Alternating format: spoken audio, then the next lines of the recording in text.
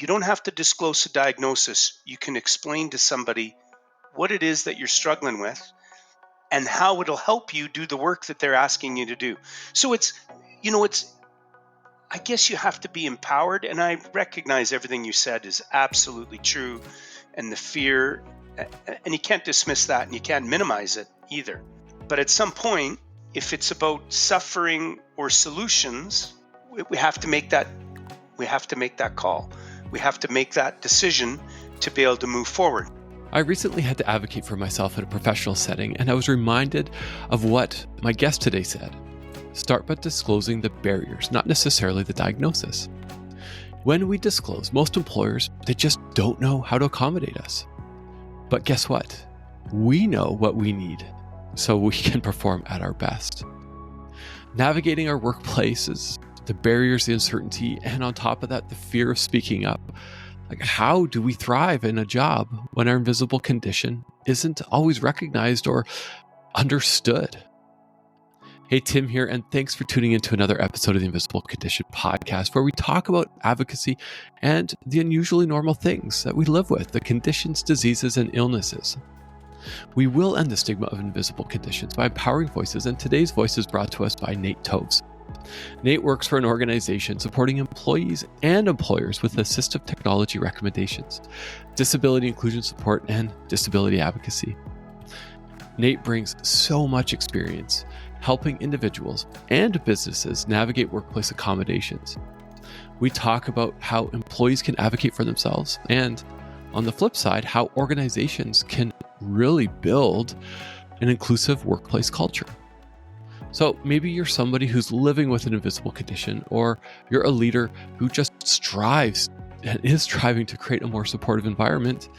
This episode is for you. Have a listen.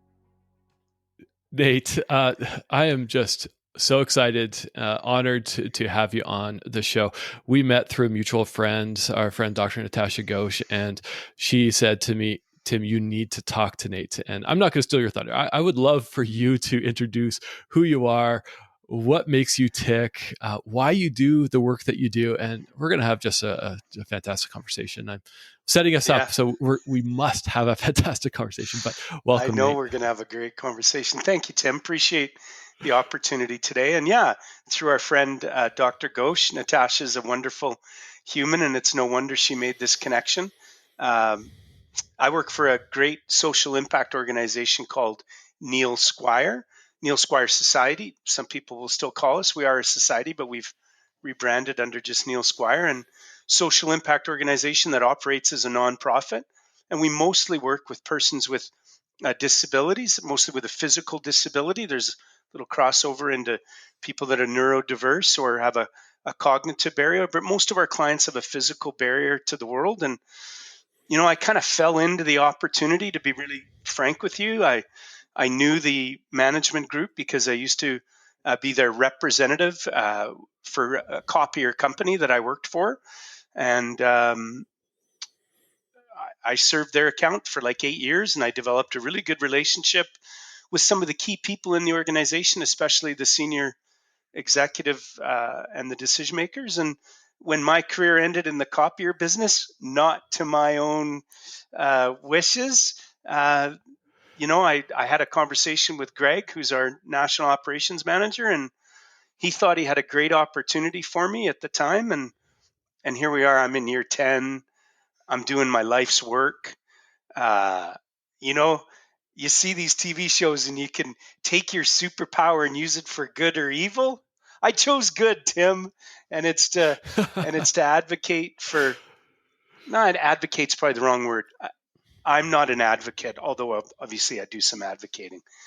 But my role is to promote our work at Neil Squire, and specifically a provincially funded program called Work BC. And most people will know what Work BC is in British Columbia, but it's assistive technology services. So we work with the Work BC employment centers in BC. There's 102 of them. My role is to train their staff and educate them about how to get their clients into the program that has funding for assessments, the most important part of the process, understand somebody's barrier, and then getting the tools they need. And then people that are already in the workforce that have nothing to do with Work BC may also qualify. So I do a lot of networking. That's how I met Dr. Natasha Ghosh, was through a business networking group called BNI. And so I go to a lot of chamber events, board of trade events. I'm a professional networker, really is what it is. I have a couple titles at the organization. One is employer outreach developer. That's probably my best title. But in this provincially funded program, they call me a marketing manager. I do market for sure. And it's just, you talk about using your skills for good. I get to use all my sales and networking and communication skills to promote our work. Well, I appreciate that intro. I think that's you do such good work. Neil Squire does amazing work. Thank And you. for those who are listening who aren't located in British Columbia, Canada, I believe that there are organizations across the globe like Neil Squire, and maybe Neil Squire is a diamond in the rough, so to speak. It's been around for 40 years. In June, you invited me to come down to the 40th year anniversary party, and what a party it was! And just being able to hear stories of success, of advocating for folks, helping provide assistive technology, providing ways for people with invisible and visible conditions get employed. So that's really the purpose of our episode is for those who, hey, maybe you're living with a disability, a condition, and are really struggling with disclosure, maybe asking for that accommodation. But maybe you're an employer, or maybe you're going to send this to your employer and say, hey, this is what you need to do. And yes, we are speaking a bit specific to British Columbia here in Canada, but I know a little bit about the American Disability Act and the duty to accommodate, and what we need to disclose and what we don't need to disclose when it comes to an accommodation. So, we're just going to get right into it. I know that work that you do excites you, and helping organizations with accommodations. I've heard many times over that most accommodations are either free or cost $500 or less. Truth or myth in your Yeah, experience? well, it's a little bit of both, actually, Tim. The average cost in British Columbia is $500. We have data that backs that up. But what isn't in that $500 is the cost of the assessment, because it isn't I need to get a piece of software that's worth $500. It's which piece of software. It's which ergonomic chair. It's which keyboard or mouse for that person with arthritis. So the assessment that we do at Neil Squire through our occupational therapist team is the most important part of the process. And then that OT, occupational therapist, generates a report, and then they work with our assistive technology specialists. Tim, that's where the barrier is for most small businesses or self-employed individuals. That is a $1, $2, $3, $4, $5,000 ticket, depending on the complexity of the situation. But the average thing that we recommend, the average dollar amount is about $500. Yeah, there's some extreme examples, obviously, where the cost is higher than that, but on average, that's the numbers that we've crunched. And how does somebody, especially if somebody who's maybe in the workplace who needs to ask for accommodation, and then hears like, oh, there's an assessment process, or that's that is that going to be out of my pocket? And again, we're speaking specific to where we are, and we're not speaking necessarily to the global law or laws in that space where you might be listening from. But that is one barrier, is that, okay, sure, it might be a free accommodation or under $500. How do we then, as organizations, overcome that Yeah, barrier? great question. So if you've ever sat with a good lawyer and you ask them the question, Tim, they usually say it depends. So here's let's shine a positive light on this for a moment. With the tight employment situation that we've gone through globally in the last couple of years, if you're doing a good job in your organization, you can be darn sure there's a high likelihood they'd like to keep you. And to spend a little money to make sure that you can do your job effectively and overcome barriers is a fraction of what it costs to replace you, never mind train you. So keep that in your pocket just for a minute, because that's really good news. depending on the complexity of the situation, would depend on what level of assessment that you need.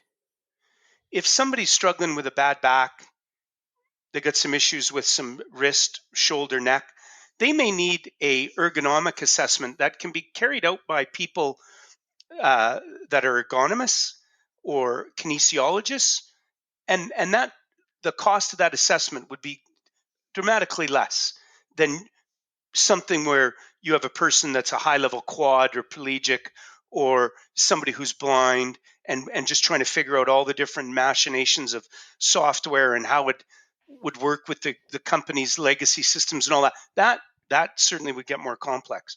But depending on the situation, there's a variety of different levels of expertise that would be needed, depending on what that individual is dealing with. So first of all is, what are you dealing with? Have you talked to HR? If you have talked to HR, if you haven't, HR may have dealt with this 10 times in the last 5 years and you don't even know about it because they did it nicely and quietly as they should. And so it might not be near as big of a deal, I guess, is what I'm saying.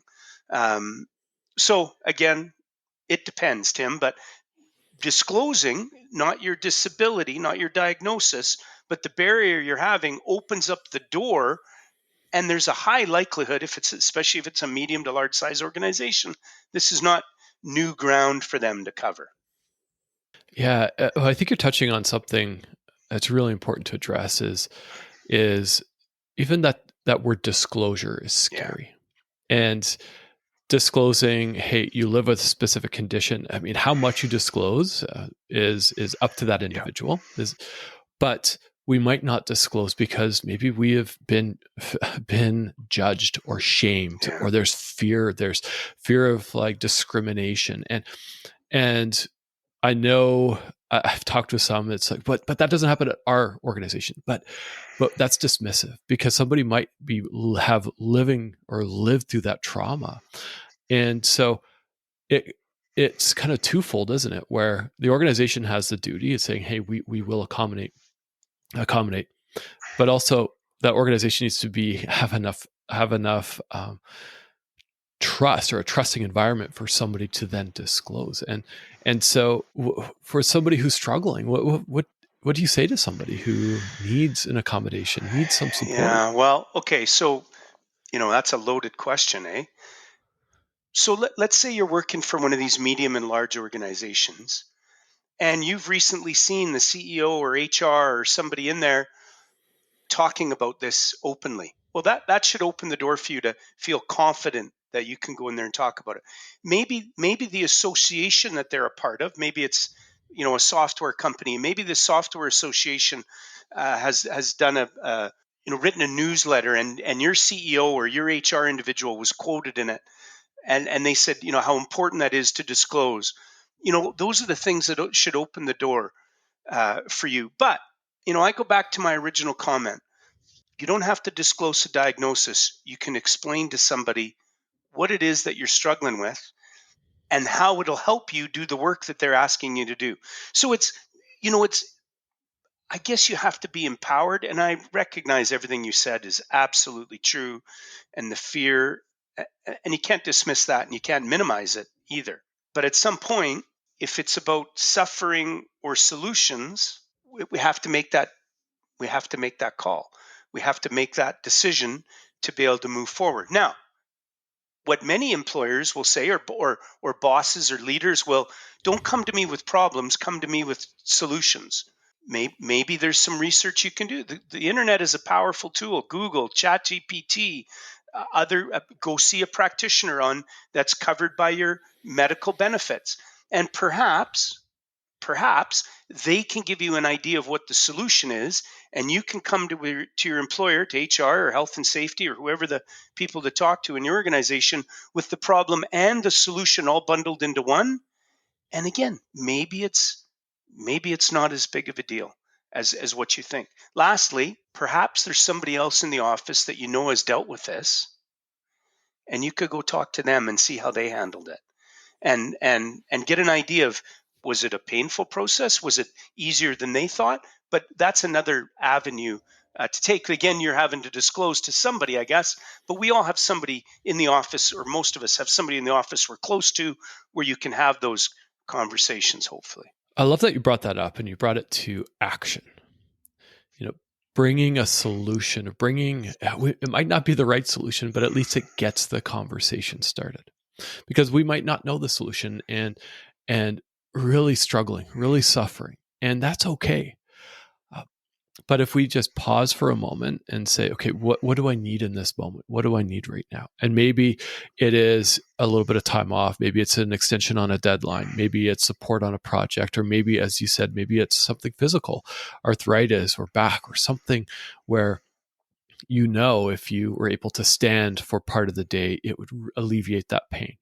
So price out a stand-up desk, and it doesn't have to be the $7,000 stand-up desk. It could be the one from your local, I don't know, shout out to IKEA, or I've got one of those, and it doesn't have to be a super expensive, but say, hey, this is what's happening. And if it goes further and, hey, we need to, let's get a doctor's note, that's fine. Go to your doctor if you can, if you have that opportunity. Because before we hit record, I shared a simple accommodation that I need. And I am anemic and my iron is extremely low. And I got a call the day we're recording this to say, hey, we have a cancellation for the next day, for tomorrow at 2:00. And I said, okay, I guess I'll take it, because it could be months. If I went to my manager and said, oh, I have an appointment at the same time of my meeting, I don't know what to do, might not be met with positivity, but instead saying, hey, we have a meeting at this time. I see there's an opening in your calendar the next day at this time. I've gone ahead and readjusted that meeting. Let me know if that's okay. Right? It's being proactive. That's what There you go. What a great way to turn that into another, again, an action item on a different situation, where a meeting with your manager, a meeting with a client, it could be anything. Coming to the table with a solution has value. The other thing, Tim, I'd recommend there, whether you're in British Columbia or other parts of Canada or in the US, look for a program. Maybe there's a program in your area, provincially, federally, statewide, that looks after that. In BC, as mentioned, I'm the marketing manager for the Assistive Technology Services Program. People that work in a small business may qualify for this program. A bigger business, again, that duty to accommodate. All employers have a duty to accommodate. We kind of fill the gap for the ones where there's a undue hardship may be caused. And depending on where you are, maybe there's something like that for you as well, that can make a difference. And again, be that solution for the problem, and you can bring that to the employer, right? That's great, right? And that's like part of the work that you do with Neil Squire and through the government funding. Yeah. Where I did a quick search, and there's what's funding exists in the U.S. as well as across different parts of Canada, and there's funding out there. And so some of it is obscure and hard to find, but being able to just take that time and say, look, I know we work for a small company. I know our budgets are tight. I found this program. If we sign up for this, then there's opportunity for funding for X, Y, or Z, or whatever you're looking for. And I know you do. Just to kind of switch gears a sec here, you do a significant amount of networking. I think you called yourself that professional networker. When people hear accommodation from an employer perspective, what is that reaction? Is it a positive reaction? Is it a apprehension? I'm really curious what kind of reaction you get. You mean when I speak to employers out in the marketplace? Yeah. It really depends on their experience with that, Tim. The larger the organization, the more often they'll have crossed that bridge, for sure. When you speak with some people, when you say accommodation, they mean hotel room, Airbnb, and then you're in big trouble, and they don't have a clue as to what you're talking about. But certainly I do a lot of work in the HR circle here in British Columbia with a Canadian professional of human resources for BC and Yukon, and in that environment, it's stuff that they've learned in school.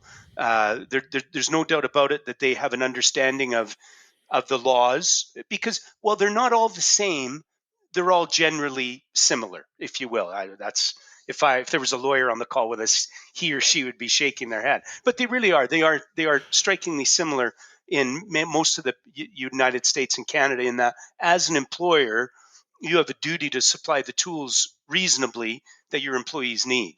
And so, back to my comment of that tight labor market, the worst thing that people can do is not go and then not be able to do the work.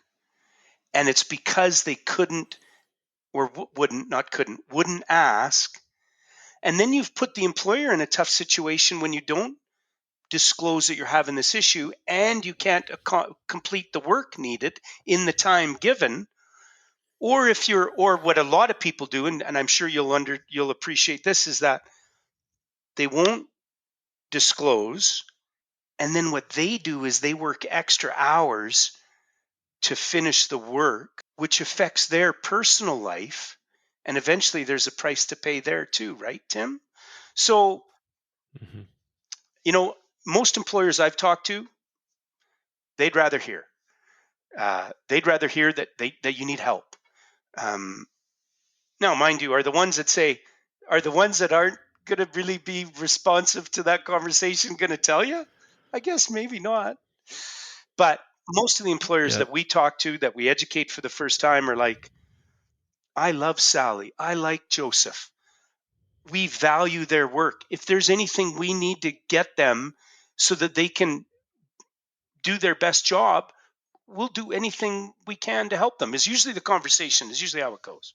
There's some data out of the US now. I came across a report that more and more people with disabilities are being employed. I think at one of the highest levels right now. But yet there's another report, I can't remember if it was Accenture or KPMG, where employees are still at high levels, like 70+%, willing to not disclose out of fear.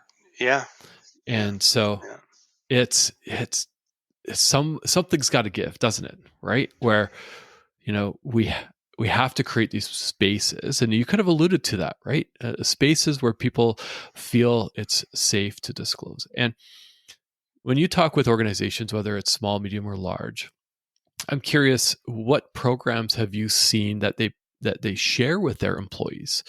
Or do you have access to, or have you heard of what organizations are doing to encourage people to say, hey, we're here to support you? Yeah. So I guess, especially with my work in the HR field, is we're teaching employers how to, first of all, post an ad that will attract a person with a disability.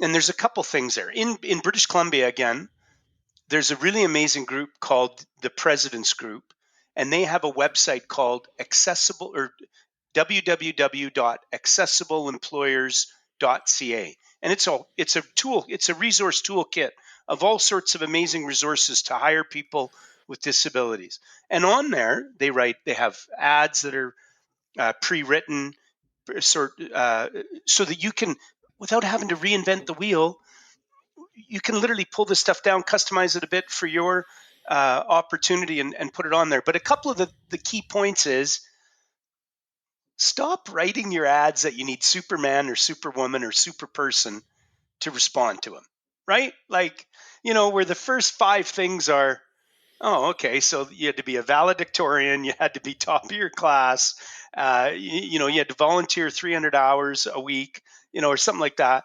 And it's just all these incredible things that you're asking people for, that a person with a disability might just go, wow, are you kidding me? So write your job description for what people have to have from a skill set. Like, what are the must-haves? And then, sure, there might be some nice-to-haves after that, but what are your must-haves? If you must have somebody with a university degree, okay, put that. But what degree does it? Does it have to be a master's, or does it have to be a bachelor level? And then lastly, put in your ad that you're an equal opportunity employer. You're willing to provide accommodations right from the interview process forward, and then create that environment that allows somebody to succeed in that way, which is, do they know how to get to your building on transit, by foot, with their vehicle? Where's the entrance? If there's somebody in a wheelchair, is there is the way for the person with the wheelchair the same as the non-disabled person? And all those things. Provide them a little extra information that makes it easier. If you're hiring somebody or willing to hire people that have worked with or have had maybe some mental health challenges like anxiety, a lot of people that don't necessarily identify as a person with a disability per se really struggle when it's a brand new environment. Hey, Tim, going for that interview and you're one person against two or three. It seems like it's you against them, right? There's three people interviewing you. They're asking you all these bizarre questions, and you're expected to just let this stuff roll off your tongue. Like, those are anxiety creating situations. So if you have a bunch of boilerplate questions that you ask applicants, consider providing them ahead of time. What's wrong with that?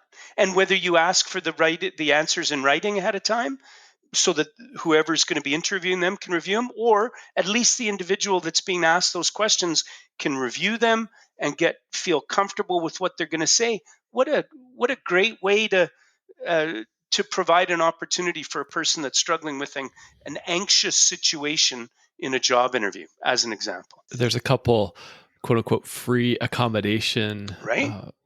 Things that we could be doing right from the start of that employee life cycle. And, as an individual like myself, I live, as most people listening to this know, I live with Crohn's disease. So when I was interviewing for jobs, people were asking me what kind of accommodation I needed, and whether it was in person or not, I disclosed, well, if it was in person, I'd say, hey, well, I'm just wondering where your washroom is, because I live with something, and I may need to run to use the washroom. That has caught people off guard, but I would say 99% it was met with compassion, and I hope that that didn't lead to losing a job or a job opportunity. And if it did, I wouldn't want to work there anyways. So be it. But just being able to provide that assurance up front. And of somebody I met recently, she shared with me, she's an HR professional, she shared with me what she sends to candidates for that interview process. And she sends them a pre-interview welcome deck, a presentation. And part of that was accommodations, and a slide on accommodations and example accommodations that they provided, and kind of easing the mind of a candidate. So it's very, very simple to do just from the beginning stages, isn't it? Well, and what's interesting about that is, what opportunities are you missing out on as an employer because somebody bombed an interview? I can tell you, I've had conversations with many people over the years that, in absolute dismay, told me how the interview just went terribly. And they weren't even somebody that necessarily struggled per se with anxiety or any of those things. It just didn't go well. They were off that day. Maybe the first couple questions just put them in a state that the rest of it didn't flow well. Well, who lost out there? Well, certainly the candidate that walked out of there and didn't get the job, but maybe the employer did too, just because they didn't create this environment for somebody to succeed. Isn't it interesting? Once they get hired, an employer should do everything they can to create an environment for the individual to succeed. Well, what about creating an environment that gives the individual every opportunity to get the job in whatever fashion that takes? Especially when most of our communications these days between each other as humans is what, Tim? Email, Slack, text, right? The company, whatever communication portal. So why wouldn't you want to give them these questions in advance in writing so they could respond in writing, or at least know what's going on? That's how the rest of the deal is going to go anyways, right? In the next 5 years, how many in-person, face-to-face meetings are you going to have with this individual? It's kind of counterintuitive, if you will. right? Yeah, I was just thinking of an individual listening to this and just shaking their head and just going, "I agree." Like how strange is this process that we've created? It's like the speed dating, right? It's like I'm going to get to know you over 2 1-hour conversations, and then you're going to spend the next 5 years at my Right. organization, and so you know if you have that determination, maybe you're listening to this and you have a disability or living with a condition, even just ask, hey, uh, what sort of accommodation, what's your accommodation process in the interview look like? And, legally, nobody could discriminate against you because you've asked. Maybe you don't even have a disability or a condition, and you just want to ask that question because your friend has struggled and you want to advocate on their behalf. Maybe we make that a norm in the interview process, and whether you're have a condition or not. And employers have so many opportunities to create a safe and trusting place. Like you mentioned earlier on, Nate, was have your leadership team, have your CEO. If they live with something, maybe it's opportunity to step out of that fear yourself or themselves and talk about what they live with, because maybe they have an accommodation in the workplace. Put that on your careers Mm-hmm. page. And if you're an individual, I get it. It's hard, right? You don't know if you want to disclose, especially on that front end in that interview, because you don't know who's on the opposite side. You don't know what bias they're going to be bringing to the interview. Yeah. For somebody who's sitting there being interviewed, what do you tell someone who's got all these questions and fears going in their mind? Yeah. Well, first of all, for somebody on the other end of this podcast that's listening and already had several defeats in this arena, okay, I respect where you're coming from.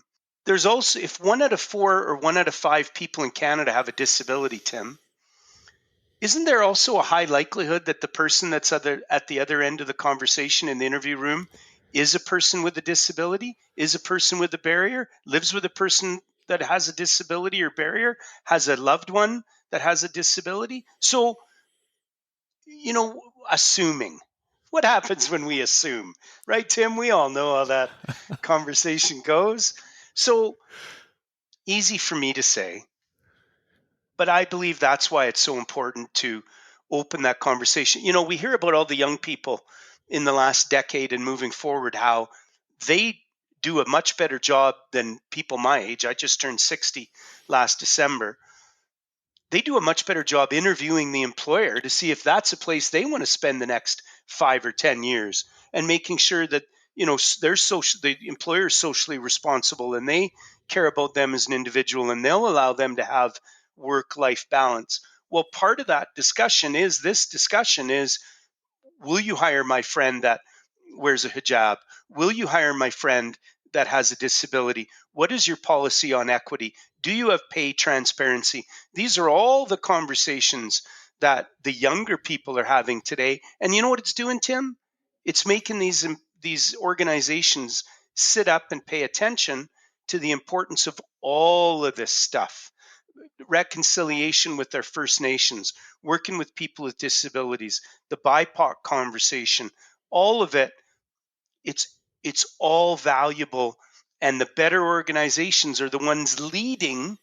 They're leading with that conversation to attract employers or employees. So I think I'm in year 10. I think it's getting better out there. But like anything, it's not up and to the right. You know what you want our stock portfolio to do, right? Up and to the right. It's not a linear path. It's filled with up and down situations, especially from an individual perspective. Um, that person with a disability that's listening to this, that's employed, and they overcame those hurdles and they found a good employer. That's great. But if they lost their job next month, they'd have to start all over again. Now they might have some good ammunition to go into those conversations, and it's a better world than it was 10 years ago, but you still got to find the right people to have those conversations with, and they're not always going to be receptive. But I think there's a better chance today than there's ever been that they've crossed that bridge with these conversations of accommodations and barriers, and the value of their number one asset, they keep saying, is us. So leverage that. Leverage that. That's so good. And that stat, 1 in 4, I think was the latest stat that I saw in Canada and the US. 1 in 4 of us live with something, live with a disability condition. And I know that word disability is all encompassing of disease and illness. And I was reading another study, and I'm going to get the number wrong, but it was in the 70+% of people in the workforce identify as a caregiver. Maybe it's for a child or Wow. somebody elderly or somebody with a disability. So just think of that. And as an individual, as I'm doing this advocacy work, I've used that even at conferences I go to, is just look around. 1 in 4 of us live with something. But from a job seeker or an individual in a workplace who needs an accommodation, or is thinking, should I disclose because it's affecting my performance? Just think of that stat. 1 in 4 people in this workplace on average live with something. And if we look around, we don't see a physical disability. We don't see something visible. It's something not apparent. Yeah. And have they disclosed? And maybe they're afraid to disclose. But just think, if we created workplaces that people truly want to belong to, think of that talent pool that we're missing out on. And sometimes we always say it starts with the leadership. We need to engage that leadership to drive that conversation. But maybe 3 or 4 of your colleagues get together and say, you know what, we're going to start an employee resource group, and we're going to support people with disabilities. That's going to catch the attention very quick of the leadership team. And I was at an event last week with the Greater Vancouver Board of Trade, and that was part of the conversation, is have that discussion with leadership. Have that discussion if you wanted a resource group, an employee resource group for people with disabilities, or whatever the group is. But do it and make a difference. Get educated about some of the important topics. Share the education, the knowledge that you learn with the people that need to learn it, which is maybe the senior HR, the junior HR person that's helping you create this. Maybe it's that executive vice president. Maybe it's the owner of a small to medium sized business that cares about this. And then you might discover they care for a reason you had no idea. They struggle with something. They have a family member that struggles with something. What I've seen so many times, especially in our work, is social impact organizations and nonprofits. You meet these people that are really dedicated to the cause, and you find out why. Because it is a daughter, it's a son, it's a brother, it's a sister, it's a close connection, it's a high school friend, and they learn through that relationship how to value, and the value of everybody has incredible value, and how some of us need help on the advocacy side on changing the mindsets of people that maybe haven't experienced it. Maybe some don't care. Maybe some just need the education. I think there's all of that out there. It'd be foolish for you and I to sit here and think that everybody cares. They don't all care. But those that don't have an opinion and just need to be educated, those are the people we got to find and share this information with, and make an impact on their thought process in this discussion. Well, you've even, through this conversation, of just kind of rewired my thought process from that workplace perspective to an individual perspective on, there's a lot of us that live with something, and we don't need to do it alone. We don't need to, whether it's at work or with our friends or family. There's power in that community, power in not having to hide what makes us, as I say, our version of normal. Yeah. What I live with it's my normal right now. Yeah. This is who I am. And maybe again, somebody's listening to this and it's like, just maybe forward it on, or forward the work that Nate does at Neil Squire onto your employer, and just ask that question. Hey, can you show me what we're doing to educate our leaders on disability inclusion? And if it's nothing, let's just start that conversation. It doesn't have to be a big blown out process and policies and training modules. It's like, let's just have that conversation. 100%.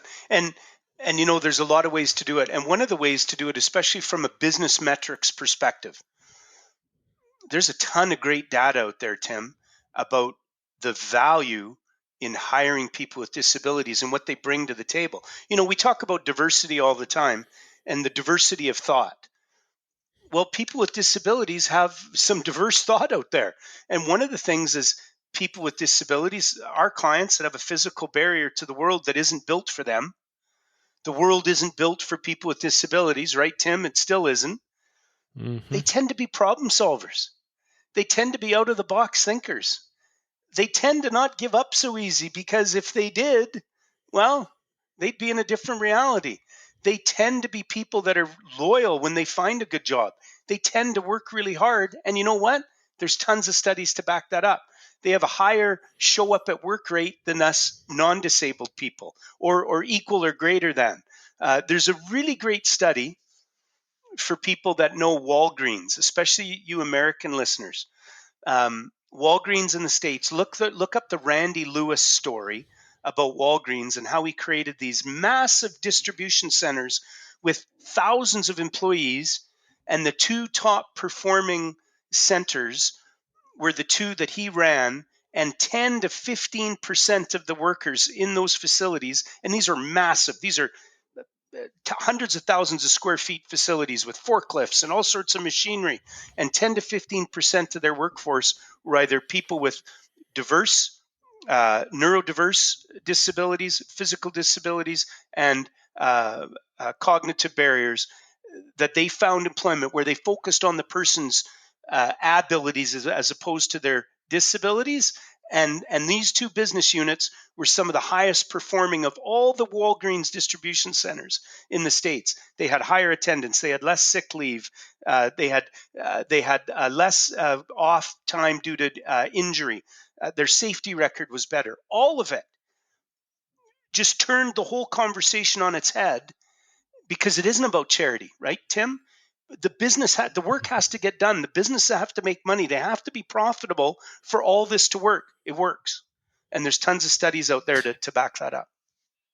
Oh, the numbers, the studies all show that somebody with a disability, they stay longer.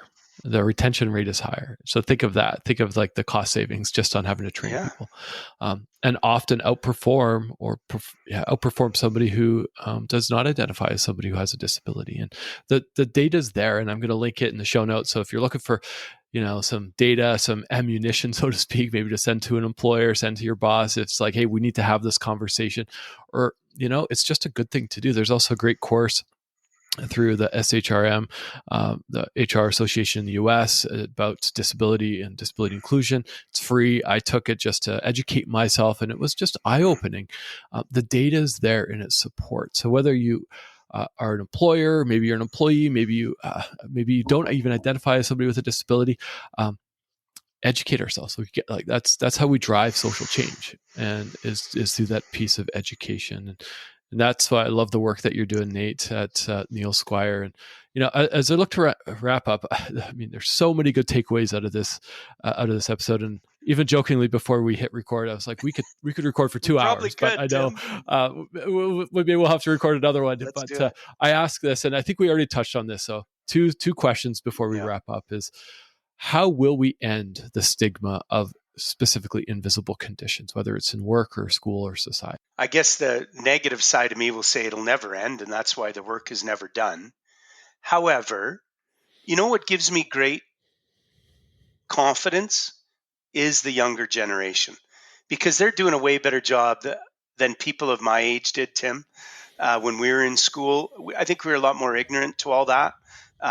When I was in school, people with disabilities, they were put somewhere else. Now they're in class with the kids. And you know what the most important part of that is that it shows, in my opinion, it shows the kids that are non-disabled that other than the barrier this child's dealing with, they're a kid just like them. And they have a lot of the same dreams and aspirations that they do. It also shows them how they're able to overcome their barrier to do what they do, whether it be the learning or the schoolwork or the activities. And I think it doesn't take very long, and all of a sudden the non-disabled kids realize, well, he's just like me, or she's just like me, or they are just like us.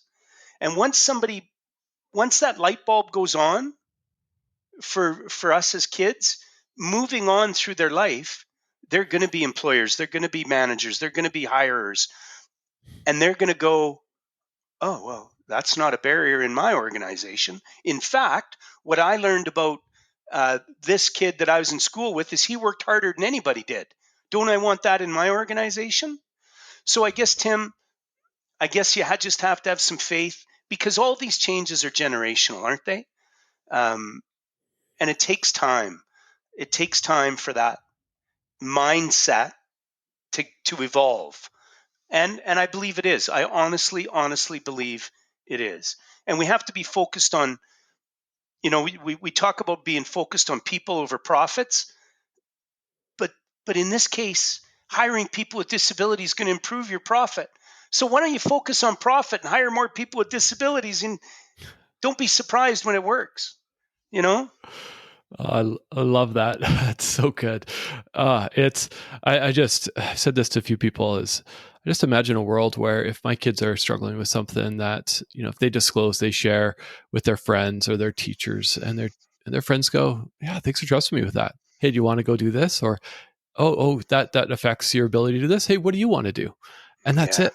And there's no exclusion. It's yeah, just they're normal. yeah. And one question, I know we've touched a lot on this, and see if we can sum Okay. it up succinctly, is what is the one thing or a one thing someone can do to advocate for themselves?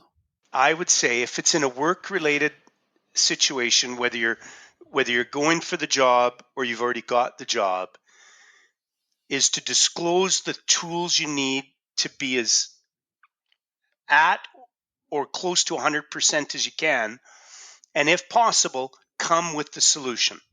Whether it's a program funded in your area, whether it's an idea of the tool that you think will help based on research that you did, people you've talked to. If that's one thing you could do, you certainly lower the barrier for the employer when you do that. Because there's tons of great information out there. It's always amazing. Hey, Tim, we have more information in our hand than generations before us ever had in a wall full of books. Yet people are always asking questions that are like, well, you could find out the answer for that if you just ask somebody. So come armed with information would be, I think, the best way to advocate for yourselves. And then when you know better, do better. And then share that. Share that experience from the top of the rooftops, right? About how it went, what you learned in the process, and maybe that'll benefit somebody else in your community, or connected to your community through the power of social media, right? Yeah, that's such a great piece of advice on helping someone who might be struggling to advocate for themselves. And there's great resources out there. There's in the US, there's Yeah. askjan.org. There's the Canadian Disability Act, and lots of accommodation opportunities or things on there. There's a great company out of the US called disclose.com. You can, if you need an accommodation and are afraid to ask, you can actually just fill a little form on Disclose, and what they do is they'll send your employer an email saying someone in your organization is asking about accommodations, and fully anonymous. It's such a cool Didn't know tool. that. There's great job boards out there. There's even on invisiblecondition.com, there's a list of over 200 invisible conditions and example accommodations. So arm yourself, get educated yourself, and what do you need to do to perform at 100%. And if you don't know, that's okay. But recognize that you don't know, and even provide that to whoever you're talking to. Nate, pleasure to connect again, as always. If someone wants to learn more about Neil Squire, about the work that you do, where can they find you? No, thanks for asking, Tim. They can find me. I noticed I didn't put my last name on there. I didn't omit it purposely, folks. I guess I wasn't thinking. You can certainly find me on LinkedIn. Nate Toves, Toevs is my last name. I work for Neil Squire or Neil Squire Society. every Wednesday, 12:30 to 1 p.m. Pacific Standard Time, or most Wednesdays, I should say. I run a webinar that talks a little bit about the Neil Squire work that we do, and then most specifically about the assistive technology funding we have in British Columbia. So it's from 12:30 to 1 p.m. most Wednesdays. It's on Zoom, and you can register at neilsquire.ca under Get Involved, or you can send me an email, Nate, N-A-T-E-T, at Neil Squire, that's Neil Squire.ca, and be happy to answer any questions or connect you with somebody that I think that can help if maybe I'm not the right person to speak to. But, we're all in this together. I've found in my 9+ years, the community is pulling. They're pulling in the right direction, and there are a lot of people out there that care, and you just got to find that. You just got to use your voice, or use whatever technology you need to create your voice, if that's what's needed in your situation. But there's people out there to help. There really is. Great place to end on, Nate. And for those who are listening, I'll have all the links in the show notes. Head to invisiblecondition.com or wherever you get your podcast, and I'll have all those links there. And I still need to check out one of your Wednesday webinars, so that's a good reminder. Tim. I'm going to go find one and sign up. And for those who are listening, if you have comments, questions, feedback, just reach out. As we talk about building community, not doing this on your own, this disability journey, let me know how I can support you. Head to invisiblecondition.com and the contact tab there, and I'm happy to connect with you. And I've connected now with dozens, probably hundreds now, of people over the last 6 months. If you like this episode or any other episode, please consider subscribing. Send it to all your friends and family, your workplaces, whatever you need. If you don't want to send it to your boss, your HR team, but they need to hear it, let me know. I'm happy to send an email on your behalf without mentioning your name. Whatever we got to do to create disability inclusion in this world, to create a place where we can all show up as our version of normal. So, with that, Nate, thanks for coming on, and I hope you have a good one. Thanks, Tim. You're doing wonderful work. This is making a difference without question. Thank you. Thank you for having me today. I appreciate you, bud. Likewise. Yeah, thanks.